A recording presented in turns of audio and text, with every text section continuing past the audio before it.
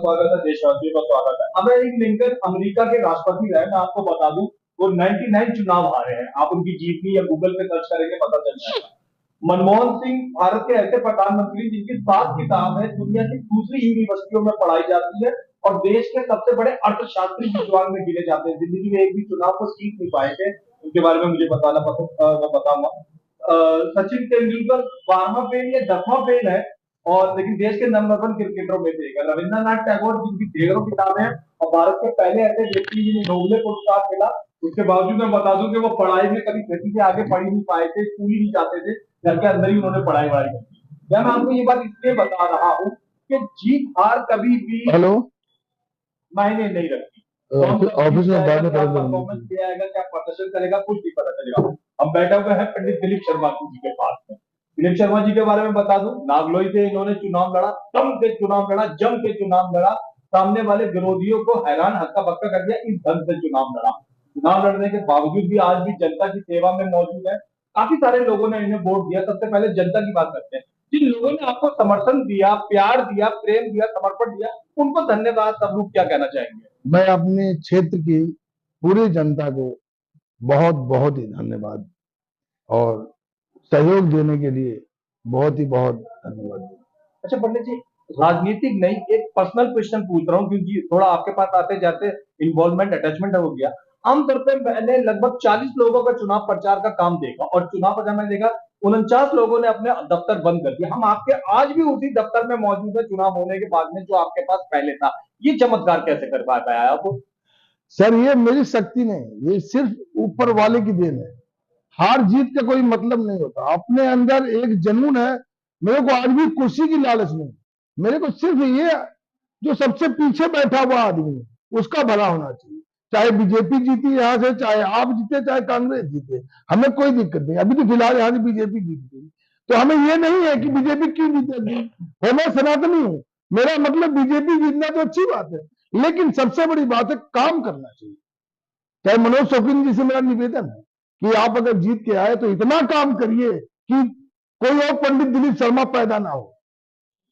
अगर आप गलत करेंगे तो पंडित दिलीप शर्मा फिर बैक मारेगा, वापिस आऊंगा और ये दम खाता है, इससे डबल दम तुमसे इलेक्शन लड़ूंगा। ये मेरे जुनून क्या, ये मेरे ऊपर वाले गॉड गिफ्ट है कि मैं जिस काम में हाथ डालता हूं वो काम कभी फेल नहीं होता। मैंने क्या बोला था, सबसे बड़ा काम होता है हानि लाभ जीवन मरण जैसा अपजस विधिहार।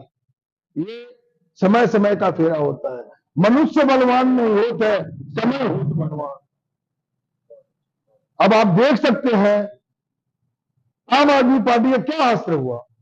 जो फर्श पे वापिस आ गई ना, 60 सीटों से 22 सीटों पर आ गई ना। जब 60 क्या 67 सीटें थी, 67 सीटें से 22 पे आ गई। तो ये चीज नहीं, हमारा बस यही देश है पूरे क्षेत्रवासियों को।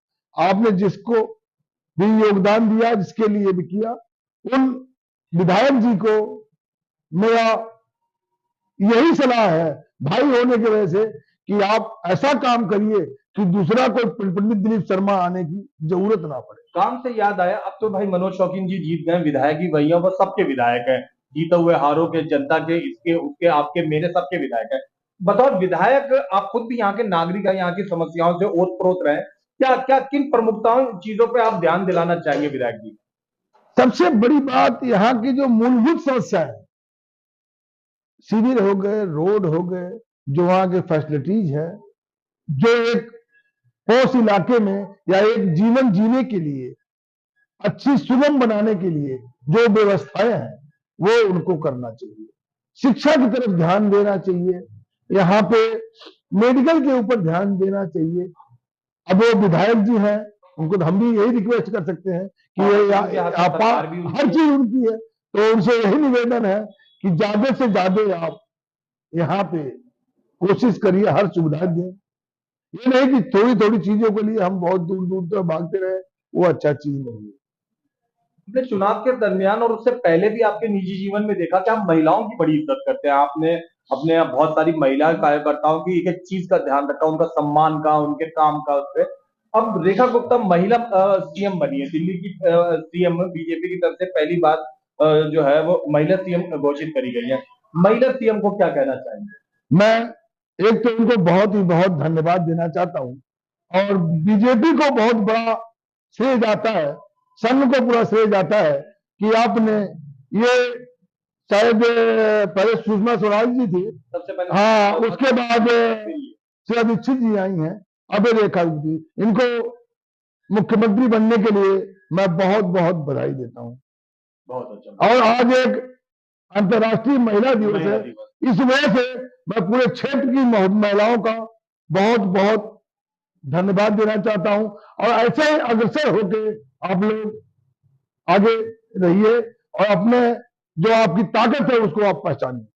महिलाओं के हक के लिए आपने चुनाव से पहले भी घोषणा करी थी, चुनाव के दरमियान भी, कि आप उनके लिए लड़ेंगे, उनके लिए काम करेंगे। वही भाजपा सरकार ने चुनाव जीतने से पहले वादा करा था सभी महिलाओं को 2500 रुपए देने का।